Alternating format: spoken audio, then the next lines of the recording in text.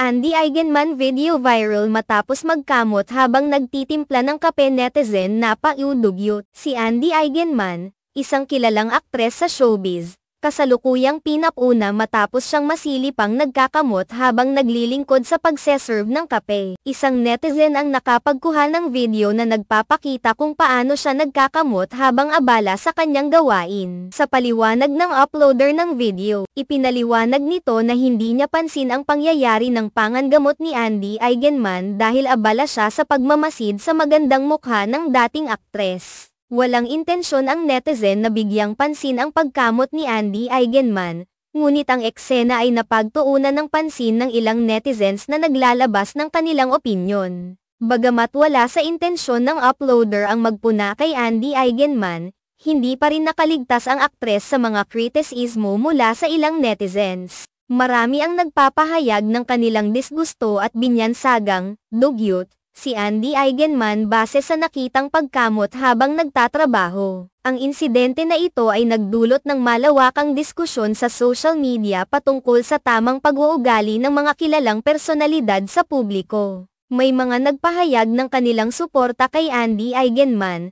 na pinagtatanggol siya mula sa mga pambabatikos na kanyang natatanggap. Sa kabilang banda, may mga hindi sumang-ayon sa kanyang kilos, na naniniwala na kahit simpleng bagay ay dapat pa ring may pagkakaalam sa kanyang mga kilos sa harap ng publiko. Bilang isang sikat na personalidad, bahagi ng buhay ni Andy Eigenman ang madalas na sumailalim sa pampublikong pagmamasid at paghusga. Ito ay bahagi ng responsibilidad ng pagiging kilala, kung saan ang bawat kilos at salita ay maaaring magdulot ng positibong o negatibong reaksyon mula sa mga taga-suporta at taga-kritisismo. Sa pangkalahatan, ang mga pangyayari tulad nito ay nagdudulot ng pagpapakita ng mga pagkakataon sa pagpapasya kung paano gagamitin ang social media bilang isang plataporma ng pagpapahayag ng opinyon. Sa kabila ng mga batikos, may mga sumusuporta kay Andy Eigenman na naniniwala sa kanyang integridad at nagmamahal sa kanyang mga ambag sa larangan ng sining at entertainment. Hindi maiiwasan ang mga kontrobersya sa showbiz,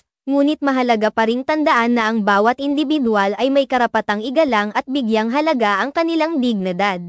Ang mga kritisismo ay bahagi ng pampublikong paglilingkod, ngunit ang tamang respeto at pag-unawa ay dapat pa ring manatili sa bawat pagkakataon. Sa kabuuan, si Andy Eigenman ay patuloy na nagbibigay inspirasyon sa kanyang mga tagahanga sa pamamagitan ng kanyang mga proyekto at advokasya. Sa kabila ng mga hamon at pagsubok, nananatiling matatag ang kanyang determinasyon na ipakita ang kanyang tunay na pagkatao sa likod ng kamera at sa labas ng showbiz. Sa pagtatapos, ang mga pangyayaring tulad nito ay nagpapaalala sa atin na bilang mga individual, mahalaga ang ating pagkakakilanlan at responsibilidad sa ating mga kilos at salita. Ang pagpapakita ng respeto at pag-unawa sa bawat isa ay mahalaga upang mapanatili ang harmonya at pagkakaisa sa ating lipunan.